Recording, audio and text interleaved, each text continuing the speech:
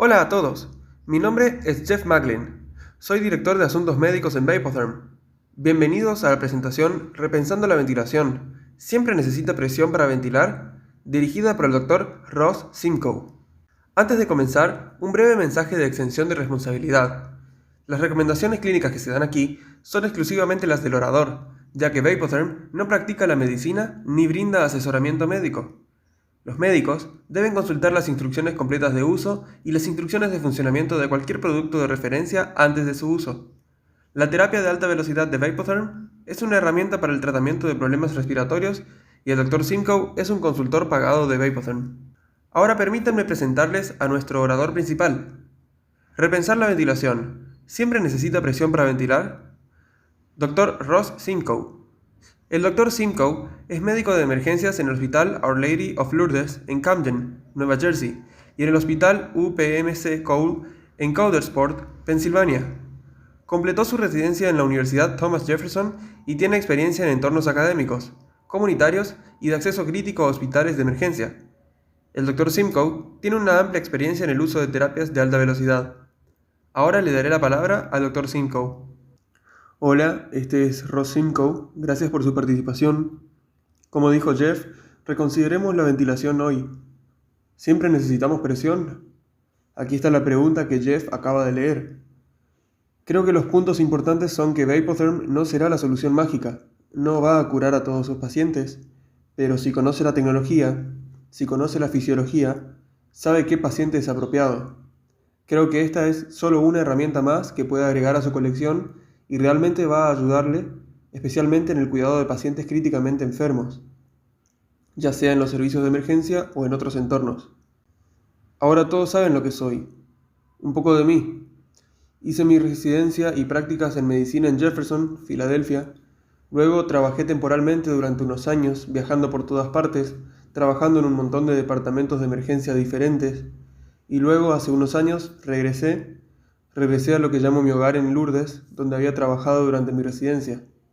Así que durante los últimos 6 u 8 años he estado en prácticamente cualquier tipo de entorno clínico que se pueda imaginar, al menos aquí en los Estados Unidos. Todo, incluso grandes centros académicos para adultos y pediátricos. Entonces, avanzando en el tema, la primera mención definitiva conocida de ventilación fue de Andreas Vesalius en 1543.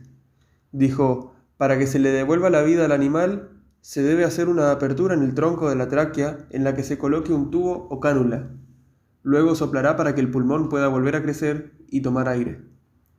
Avanzando en el tiempo, en 1800, vemos cómo era la ventilación por presión positiva no invasiva de entonces. Parece algo que se usaría para avivar una estufa de fuego. Luego, en los años 1900, se puede ver la tecnología. Después, lo que la mayoría de nosotros estamos acostumbrados a usar hoy en día llegó en la década de 1980, la CPAP, y en la década de 1990, BiPAP. En la década de 2000 comenzamos a ver la terapia de alta velocidad y los dispositivos de alto flujo. Entonces, la gran pregunta que nos hacemos es: ¿siempre necesitas presión para ventilar? Todos suelen pensar que la respuesta es sí. La respuesta rápida a esto será no, no es necesario. La respuesta es en lo que vamos a ahondar ahora. Entonces, algunos de los objetivos de lo que quiero lograr con la presentación de hoy, quiero explicar la terapia de alta velocidad, los mecanismos de acción y la eficacia clínica.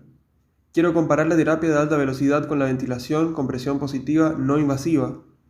También quiero comparar la terapia de alta velocidad con la cánula nasal de alto flujo y realmente discutir y señalar que existe una diferencia entre el flujo alto y la velocidad alta, por lo que no todas estas máquinas o productos de alto flujo son iguales. Así que quiero repasar parte de la literatura reciente y las implicaciones, y dar algunos ejemplos de cómo podemos usar esta tecnología en la práctica clínica para ayudarnos a cuidar a los pacientes. Por lo tanto, el mecanismo de acción de la terapia de alta velocidad de Vapotherm, especialmente en lo que respecta al mecanismo de acción primario, será disminuir el CO2 reinspirado y el espacio muerto funcional. Entonces, el lavado al final de la expiración hace dos cosas. Elimina el CO2 expiratorio extratorácico para que no se reinhale y disminuye funcionalmente el espacio muerto anatómico respiratorio superior. A algunos de mis colegas les escuché decir que en la terapia de alta velocidad de Vapotherm no respiramos a través de la boca, sino que respiramos desde la boca. Lo que eso significa es que no estamos respirando aire altamente oxigenado directamente por la boca. La primera parte de cada respiración, como saben, es lo que se inhala del aire del último residuo que exhalamos. En los recién nacidos vemos que hasta el 50% de cada respiración es aire que se vuelve a respirar y que tiene una gran cantidad de CO2. En los adultos probablemente estemos más cerca de un tercio, aproximadamente el 30% de cada respiración. Así que aquí hay una forma de visualizar el lavado que está teniendo lugar. Como ven en la punta nasal, este vapor respirable de alta velocidad que está entrando y los vórtices creados con una mezcla de alta velocidad en la faringe y la orofaringe y este tipo de lavado, regresa por la boca y la nariz. Por supuesto, parte de ese aire que se sopla también viajará a los pulmones, por lo que puede oxigenar, pero especialmente cuando hablamos de afecciones como la hipercapnia, uno de los objetivos más importantes de este dispositivo es eliminar ese espacio muerto anatómico. Por tanto, existen otros mecanismos de acción para la terapia de alta velocidad. Crea cierta presión descendente en las vías respiratorias, especialmente durante la exhalación. Probablemente observemos de 3 a 5 centímetros, por lo que una PEP de 3 a 5, por lo que una PIP de 3 a 5. Proporciona un flujo de gas calentado, ya que en este dispositivo estamos trabajando de 33 a 37 grados centígrados. Esto disminuirá la resistencia inspiratoria. Luego proporciona humidificación para que la humedad óptima conserve la función mucociliar y ayude a la liberación de moco de las vías respiratorias.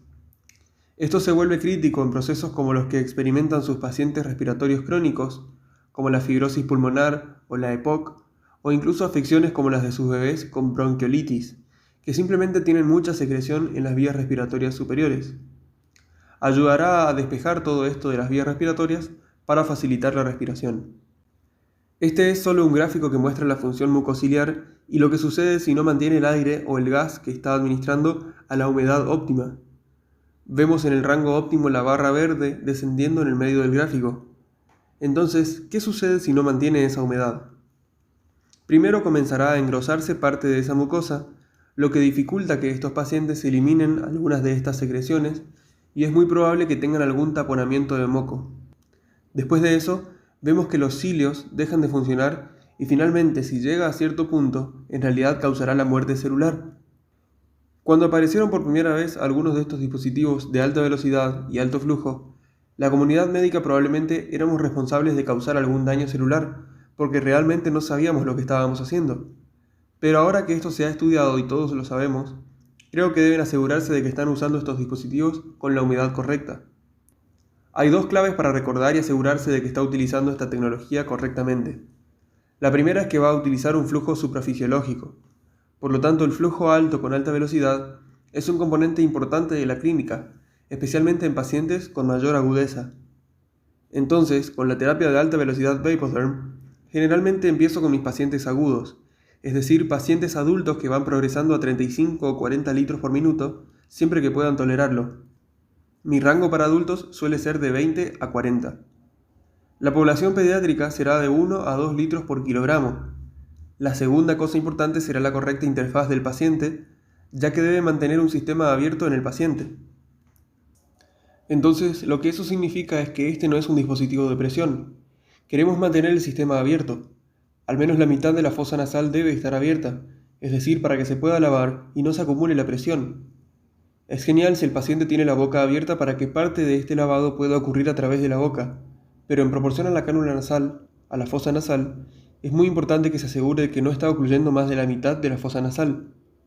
Para bebés y pacientes pediátricos, fabricamos una cánula nasal individual, por lo que incluso si el paciente está recibiendo alimentación por sonda o algo así, aún puede usar esta tecnología con una cánula unilateral. Veamos un ejemplo de la efectividad clínica de la terapia de alta velocidad. Este es un estudio de caso de una exacerbación de la EPOC. Este es solo un ejemplo proporcionado por Athens, en Georgia. Se trata de un hombre de 60 años que viene al servicio de urgencias, quien ya lo ha visto antes. Tiene antecedentes de EPOC, fue intubado en el último mes durante una exacerbación de la EPOC y acude a la sala de emergencias del Athens Regional Medical Center. Su valoración inicial es taquipnea, aleteo nasal, respiración frenolabial, sibilancias bilaterales y tos húmeda. Para aquellos de nosotros que trabajamos con frecuencia con la clínica, especialmente en el entorno de adultos, esto es algo que estamos viendo prácticamente a diario, si no varias veces al día. Justo debajo de este gráfico vemos un gráfico con algunos signos vitales y resultados de gases en sangre. Entonces, con solo mirarlos rápidamente podemos ver que el paciente es taquicárdico, taquipneico, ligeramente acidótico e hipercápnico.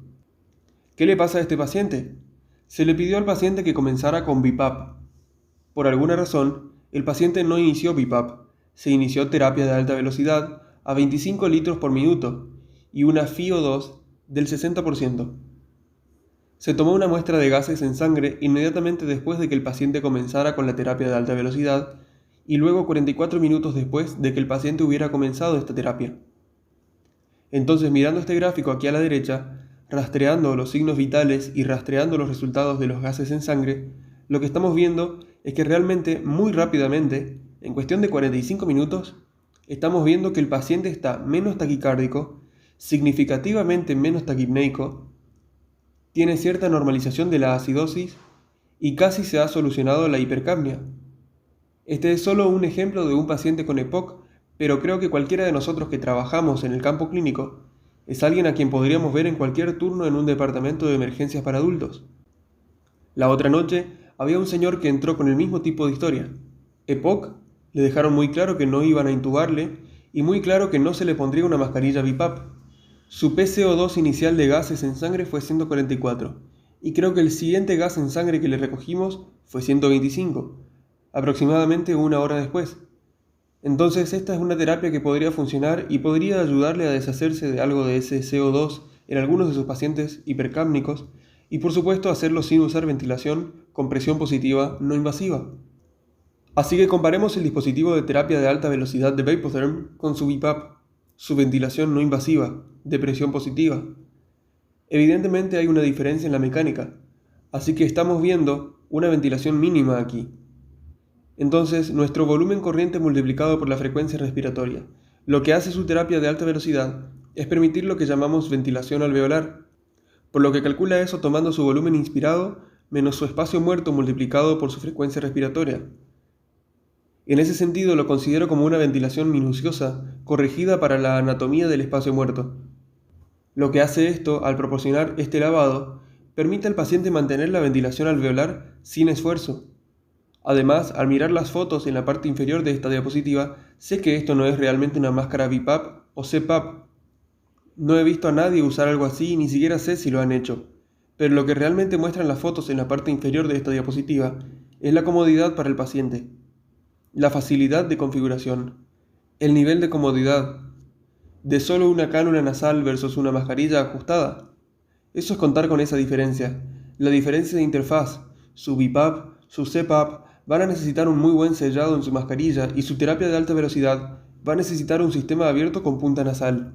En un estudio de Karen y sus colegas encontraron que alrededor de un tercio de los pacientes que fracasaron en la ventilación con presión positiva no invasiva fracasaron debido a la intolerancia a la máscara, por lo que se vuelven ansiosos o no se sienten capaces de tolerarla adecuadamente.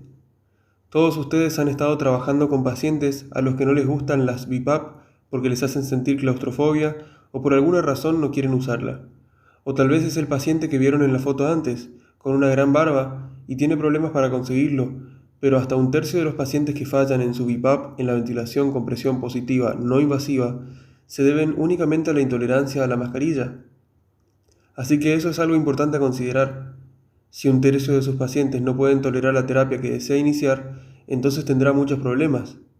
La terapia de alta velocidad es una gran alternativa para cualquiera de estos pacientes que tienen alguna dificultad respiratoria en general. Entonces, algunas implicaciones. En las diferencias entre los dos, miramos cosas como prevenir intubaciones y evitar que las personas ingresen a áreas de atención más costosas. Si puede hacer que las personas utilicen el dispositivo Vapotherm, cámbielo. Con suerte no tendrá que intubarlos. Puede evitar la intubación. Entonces, el paciente podría ir a su unidad de observación o, según las regulaciones, las políticas de su hospital, algunos lugares llevan Vapotherm a la sala. Por lo tanto, si puede eliminar la necesidad de que el paciente vaya a una cama de UCI durante 2 o 3 días, le ahorrará dinero a su institución y a su paciente, ahorrará costos y hará que ésta sea una mejor experiencia para su paciente. Como se discutió anteriormente, las implicaciones, la diferencia entre los dos, es esta sensación de claustrofobia o ansiedad enmascarada en el paciente. Todos lo hemos visto. Las otras cosas en las que pienso con el paciente que usa máscaras de ventilación de presión positiva, una máscara BiPAP, en lugar de una cánula nasal, es que cuando están en terapia de alta velocidad, estos pacientes pueden comer, pueden beber, pueden tomar medicamentos, pueden hablar con usted, pueden hablar con su familia.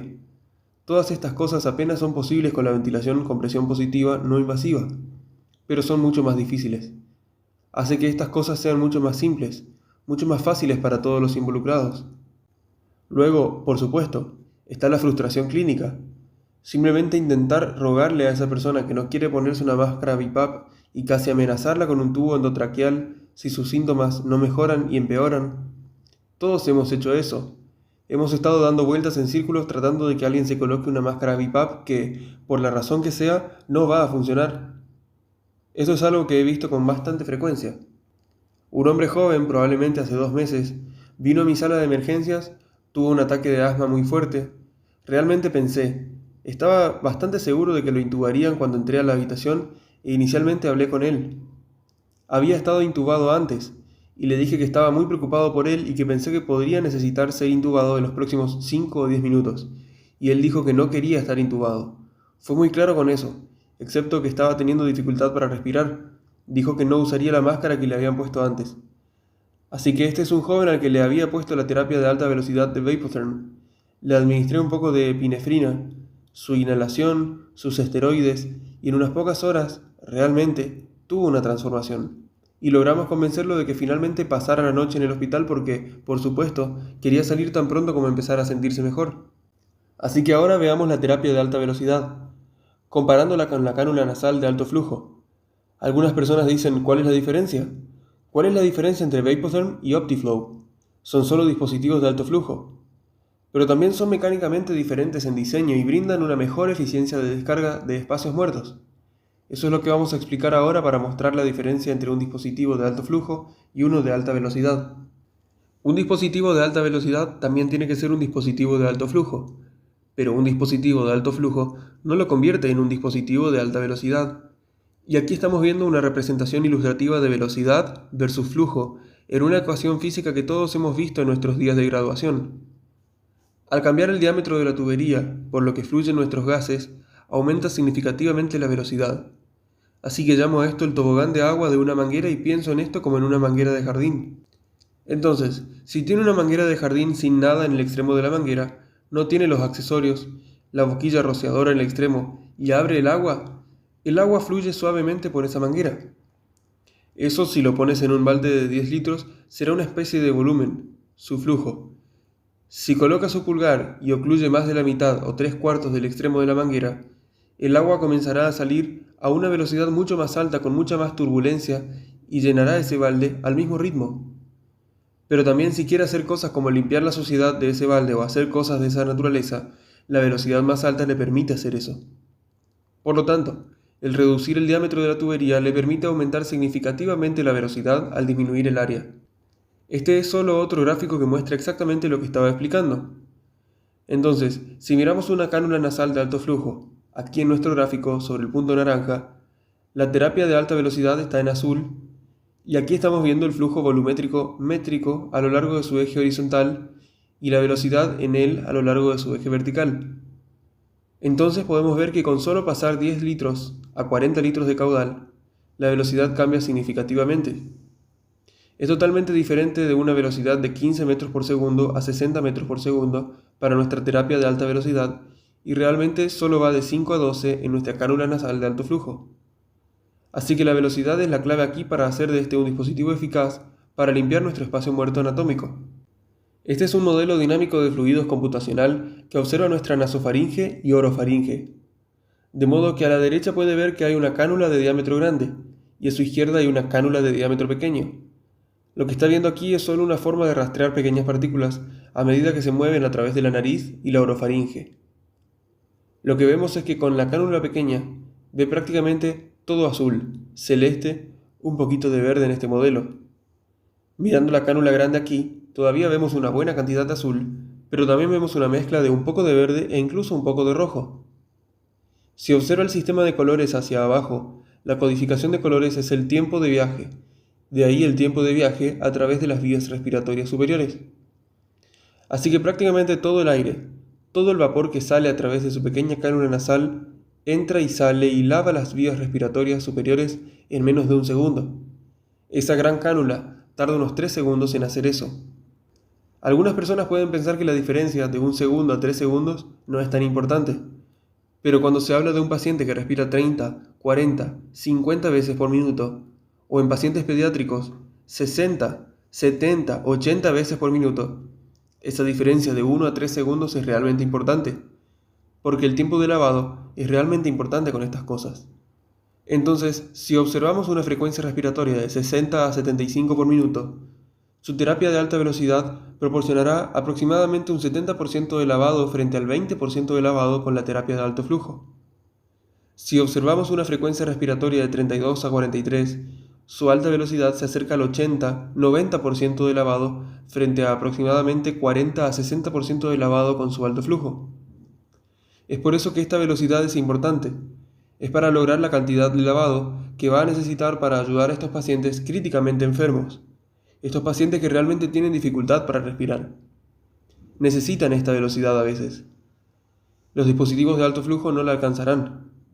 Si es simplemente una cuestión de oxigenación, entonces el flujo lo hará, pero si también necesita lograr algo de enjuague, entonces realmente necesita un dispositivo de alta velocidad. Esta es solo otra representación gráfica de lo que estábamos hablando. El CO2 al final de la expiración que permanece en la vía aérea superior a un flujo de 20 litros por minuto. Esto es a una frecuencia respiratoria de 32 a 43. Así que volvemos a ver el gráfico de alta velocidad. Solo del 10 al 20% del CO2 al final de la expiración permanece en estos pacientes, y con el alto flujo es más como el 40 al 60%. Entonces, nuevamente, sus pacientes que son extremadamente taquipneicos, con frecuencias respiratorias de 60 a 75%, vemos que solo queda un 30% del CO2 al final de la expiración en las vías respiratorias superiores, con alta velocidad, en comparación con casi todo, o el 80%, con el alto flujo.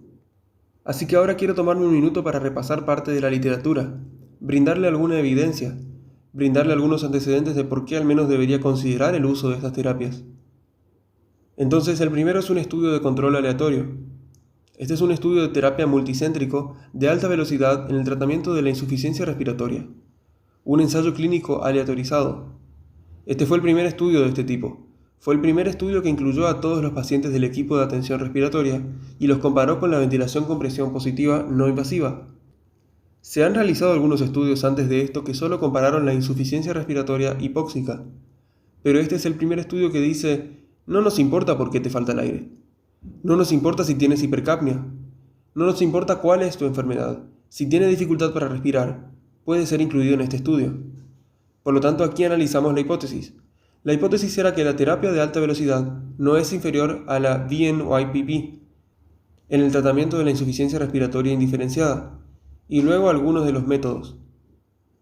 La hipótesis era que la terapia de alta velocidad no es inferior a la VNIPP en el tratamiento de la insuficiencia respiratoria indiferenciada, y luego algunos de los métodos. Como dijimos, este fue un ensayo de control aleatorio multicéntrico de no inferioridad de 2 métodos de soporte ventilatorio. Había 3 sitios comunitarios y 2 departamentos de emergencia académicos. Algunos de ellos estaban en Texas, y creo que los demás estaban en Minnesota. Entonces, para entrar dentro del estudio, tenía que ser un adulto, tener 18 años o más, tener problemas respiratorios agudos o insuficiencia respiratoria aguda, tenía que presentarse en la sala de emergencias y un doctor tenía que verlo y pensar que era un paciente, cuya agudeza era lo suficientemente alta como para requerir tradicionalmente ventilación con presión positiva no invasiva. Aquí hay algunos criterios de exclusión: sospecha de sobredosis de fármacos, inestabilidad cardíaca, cáncer en etapa terminal, pacientes de cuidados paliativos domiciliarios, depresión respiratoria con Glasgow menor de 9, paro cardíaco o intubación de emergencia, ataques cardíacos y accidentes cerebrovasculares, pacientes en etapa terminal con mayor riesgo de aspiración. Solo quiero tomarme un segundo para repasar algunos de estos criterios de exclusión porque creo que esto es una gran cosa que hace de Vapotherm una gran herramienta en mi caja de herramientas. Es que la mayoría de estos criterios de exclusión son criterios de exclusión para la ventilación de presión positiva. Estos son criterios de exclusión para BiPAP, pero no son criterios de exclusión para Vapotherm. Puede aplicar Vapotherm a un paciente que esté vomitando. No puede colocar un BiPAP a un paciente con vómitos.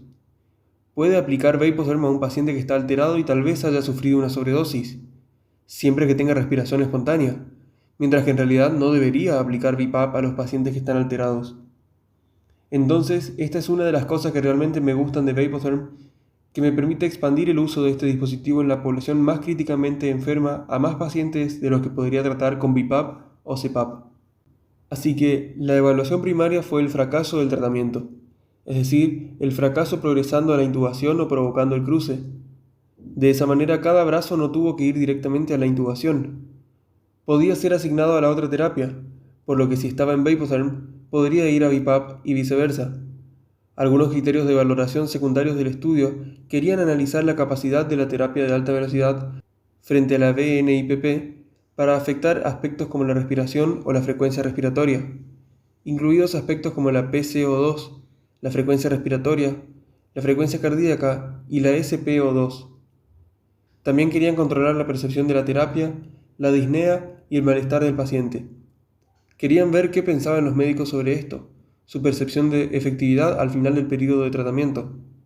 Luego también querían ver la disposición y la duración de la estancia en el hospital, ya sea que una modalidad requiera que el paciente permanezca en el hospital más tiempo o requiera más días en la UCI.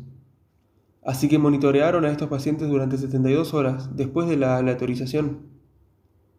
La razón por la que se detuvieron a las 72 horas es porque pensaron que si el paciente se deterioraba tras 72 horas, probablemente se debía a algo diferente a su queja inicial. Es decir, si contraían neumonía adquirida en el hospital el cuarto día y terminaban intubados, no sería realmente justo usar eso como un fracaso del tratamiento para ninguno de estos grupos.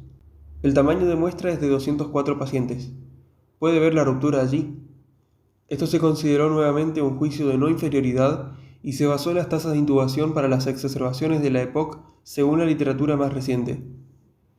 Entonces, no hubo diferencias significativas entre los dos grupos, por lo que la aleatorización hizo un buen trabajo. La edad promedio fue de 63 años.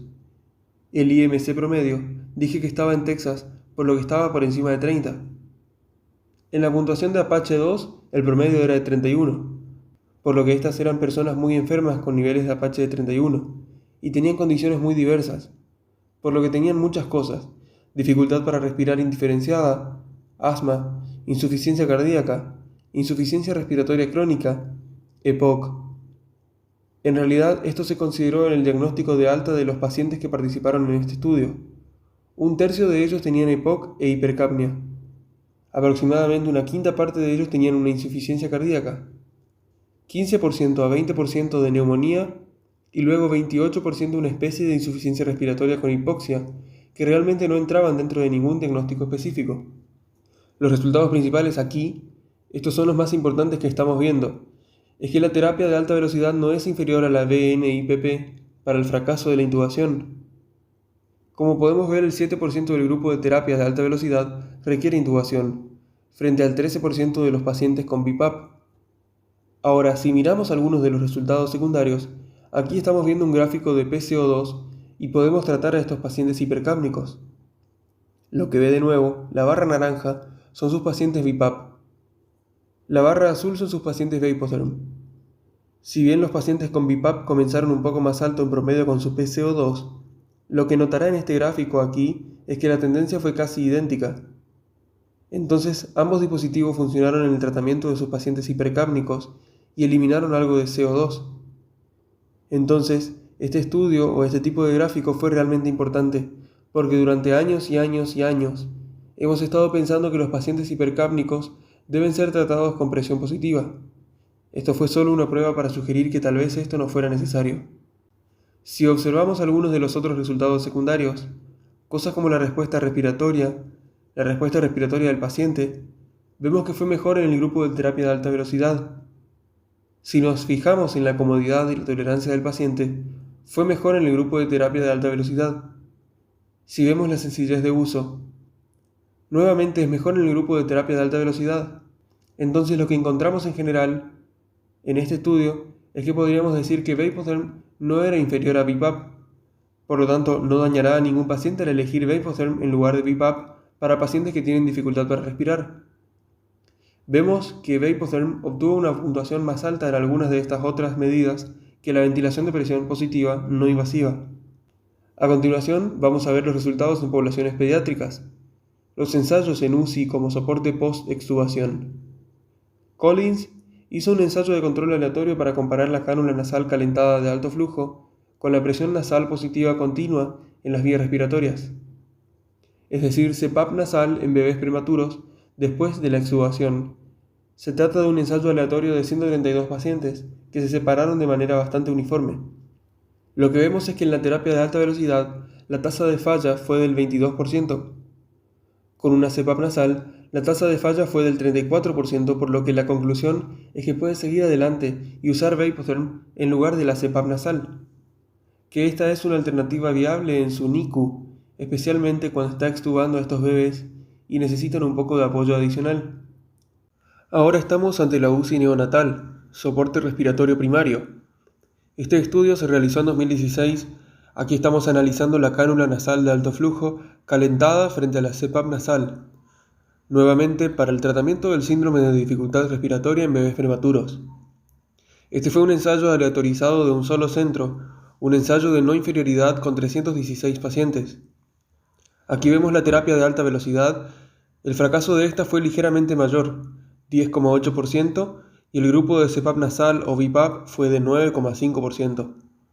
Por lo tanto, la tasa de falla con Vapotherm fue ligeramente mayor en términos de porcentaje, pero esto no tuvo importancia clínica, por lo que la conclusión fue que la terapia de alta velocidad no es inferior a la CPAP nasal o BiPAP en este subconjunto de pacientes. Cuando hablé con uno de mis jefes, uno de los chicos con los que trabajo en Vapotherm, el Dr. McQueen, que dirigía varias UCI antes de comenzar a trabajar con nosotros o en Vapotherm, fue increíble escuchar las historias de lo que sucedió en sus UCI cuando comenzó a usar Vapotherm, casi exclusivamente. Me dijo que cuando vinieron algunos de los reguladores, todos los del Departamento de Salud vinieron y preguntaron dónde estaban todos sus datos sobre neumonías asociadas al respirador y neumotórax en la UCI neonatal. Dijo que pensaban que no estaba guardando estos datos y le dijo, no voy a permitir que estas cosas sucedan. Y dijo eso porque he visto una reducción drástica en la cantidad de pacientes, la cantidad de bebés que tengo que intubar o mantener con el ventilador, y por lo tanto no se ve ninguna neumonía asociada al ventilador. Se ven menos neumotórax cuando no se está usando presión positiva. Así que escucharlo hablar de ello en la población neonatal es realmente impresionante, parte del progreso que he podido hacer. Ahora veamos y revisemos algunas implicaciones y el impacto del uso de la terapia de alta velocidad. Realmente el objetivo de poner a alguien en terapia de alta velocidad es poder evitar la intubación, poder evitar enviarle a la UCI, hacer que el día sea mejor para ellos y para el sistema hospitalario. Lo que esto hará es ayudar a que las personas abandonen su departamento de emergencias más rápido. No estarán esperando en camas de cuidados intensivos, no estarán esperando a que los coloquen en una unidad más crítica, y si puede evitar una intubación, también significa que estos pacientes serán dados de alta antes, por lo que habrá más camas disponibles. Entonces estas dos cosas tienen un impacto en la admisión de pacientes a la sala de emergencias. Observamos cosas como la intubación temprana. Nuevamente no hay ninguna razón por la cual el paciente no pueda levantarse y caminar con una cánula de terapia de alta velocidad en su lugar, y por lo tanto sabemos que para algunos de estos pacientes críticamente enfermos, en realidad es beneficioso hacer que caminen temprano antes de que comiencen a tener una atrofia significativa. Vemos que esto se puede utilizar en cuidados paliativos para ayudar a controlar los síntomas de los pacientes. Parece que la gente en realidad prefiere una cánula nasal a su BiPAP, su máscara de CPAP. Lo prefieren mucho. Es más cómodo para ellos, más satisfactorio para ellos y sus familias y el personal que los cuida. Solo voy a decir aquí, mientras nos despedimos, nunca pensé que trabajaría para una compañía de dispositivos médicos, pero he estado usando Vapotherm durante, no sé, probablemente 5 o 6 años, antes de que me contactasen para hacer algunas de estas presentaciones o ese trabajo de consultoría. Probablemente mi primera experiencia fue en el Hospital de Niños de Filadelfia. Es un hospital pediátrico como el Hospital de Niños Alfred Dupont, donde usábamos esta tecnología. Entonces comencé a verlo también en mi residencia con la población adulta. Uno de mis mentores, y ahora mi jefe, Al Sacchetti, era un experto y lo usamos para muchas cosas en pacientes adultos. Así que te gradúas y sales por tu cuenta y tienes que averiguar qué quieres hacer, cómo quieres tratar a tus pacientes y qué funcionará mejor para ellos. Creo que una de las cosas más importantes, y como soy un gran admirador de Vapotherm, es que he podido usarlo en una gran variedad de pacientes, y me ha ayudado y salvado muchas veces en diferentes escenarios. Pongo a esas personas con el dispositivo al final de la vida cuando no se intuban. No se intuban solo para darles 30 minutos, una hora, para que su familia vaya a la sala de emergencias y se despida de ellos. Usé esto como puente a la intubación cuando tuve otros pacientes que llegaron a la unidad y conocí a los pacientes. También necesitaban ser intubados, pero usé esto para optimizarlos y ahorrar un poco de tiempo antes de la intubación. He usado esto en una tonelada de EPOC, ICC, lo que sea. Es muy fácil de usar, puedo configurarlo. La facilidad que manejo y la amplia variedad de personas en las que pude usar esta terapia realmente me hicieron sentir seguro y emocionado de hablar con las personas sobre cómo obtener este producto en sus instalaciones, o si ya lo tienen en sus instalaciones, para probarlo en diferentes pacientes. Así que eso es todo lo que les cuento hoy. Muchas gracias por pasar estos minutos conmigo. Sé que algunos de mis colegas de Lourdes están escuchando en este momento, por lo que probablemente los veré en el trabajo más adelante esta semana. Pero déjeme ver si hay alguna pregunta aquí. Ahora creo que tenemos unos 15 minutos en los que estoy disponible para responder cualquier pregunta que cualquiera pueda tener. Gracias, Dr. Simcoe. Ahora las preguntas. La primera es, en su consultorio, ¿cómo determina cuándo poner a un paciente en terapia de alta velocidad versus VNIPP? Sí, así que mi práctica es realmente muy simple. Creo que ya ese paciente que viene, que está en dificultad respiratoria aguda, que usted sabe que va a necesitar más apoyo que solo una cánula nasal de oxígeno, mi elección es Vapotherm. Por supuesto, si tengo un paciente que los médicos han traído y el paciente ya está en la presión positiva y está funcionando, no voy a quitar la presión positiva. Si alguien ha iniciado una terapia que ya está funcionando, no voy a cambiar esa terapia. Pero al mismo tiempo, si tengo algo en este momento para prácticamente cualquier queja respiratoria que me preocupe, Vapotherm es probablemente mi opción.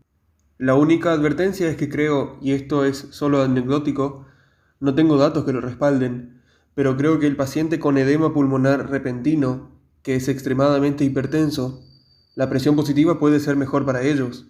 Y ese es probablemente el subgrupo de pacientes que todavía voy a BiPAP primero, aunque he tratado a un par de ellos recientemente con Vapotherm y lo hicieron bien. La siguiente pregunta es, según su experiencia, ¿cuánto tiempo tarda un paciente en responder a la terapia de alta velocidad? La forma más fácil de echar un vistazo a esto y saberlo es que ni siquiera tiene que realmente obtener los gases de la sangre. Solo tiene que valorar a su paciente cada 5 o 10 minutos después de ponerlos en esta terapia, por lo menos yo como médico de urgencias. Realmente no puedo permanecer en la cabecera de una cama, pero lo que veo es que en 15, 20 o 30 minutos hay una diferencia significativa en el trabajo respiratorio del paciente y en lo cómodo que parece estar. Si no ha visto una gran mejoría después de 30 minutos, entonces esta modalidad podría no funcionar para su paciente, pero es realmente muy rápido ver que los pacientes comienzan a cambiar y ellos mismos le dirán que se sienten mejor. Gracias. Tengo otra pregunta aquí. Dice, en su consulta, ¿dónde suele poner a los pacientes con insuflación nasal de alta velocidad que serían ingresados en el hospital? Ha hablado de algunas opciones, pero en su situación específica en los hospitales donde trabaja, ¿dónde suele poner a esos pacientes? Sí, en los 2 hospitales en los que trabajo actualmente, esto es estrictamente para pacientes respiratorios, he usado Vapotherm y puedo dar ejemplos en algunas otras cosas, pero esto es estrictamente para pacientes respiratorios. Siempre veo que esos pacientes van a una unidad intermedia, una unidad semicrítica. Ahí es donde estoy con los pacientes de Vapotherm, y esas instalaciones también están enviando a sus pacientes de BiPAP a ese nivel de atención. Así que creo que la idea ha sido, si el paciente está lo suficientemente enfermo y estás usando Vapotherm en un paciente donde tradicionalmente habrías usado BiPAP, que necesitan ir a una unidad intermedia. Pero ciertamente he oído hablar de muchos lugares que están poniendo a sus pacientes estables en terapia de alta velocidad en salas con telemetría. Aquí hay otra pregunta para ti. Y creo que has abordado eso, pero lo haré solo para verificarlo. ¿Hay algún tipo de paciente con el que no probaría Vapotherm? La gran limitación del Vapotherm es que tiene que ser un paciente que respire espontáneamente. Así que había mencionado que se puede utilizar Vapotherm en sobredosis o un paciente que está alterado. Eso no es cierto en una sobredosis de heroína que solo respira 4 veces por minuto. Esto no les va a ayudar en absoluto. Tienes que tener un impulso respiratorio espontáneo, pero hay muy pocas limitaciones aparte de eso que yo pueda pensar. Solo como una advertencia voy a decir esto. En este momento no se puede utilizar la insuflación nasal de alta velocidad como modalidad para la apnea obstructiva del sueño. No está aprobado para eso y no tenemos ninguna información al respecto. Así que si usted tiene un paciente con apnea obstructiva del sueño, si usted los tiene en Vapotherm y he visto a algunos de los proveedores de la UCI hacer esto, pondrán al paciente en Vapotherm durante el día mientras está despierto y luego lo cambiarán a su CPAP o presión positiva por la noche para aquellas personas con apnea obstructiva del sueño. Muchas gracias de nuevo, Dr. Simcoe. Gracias a todos por participar en el seminario web de hoy. Muy bien, gracias chicos. Gracias a todos por asistir y que tengan un buen resto del día.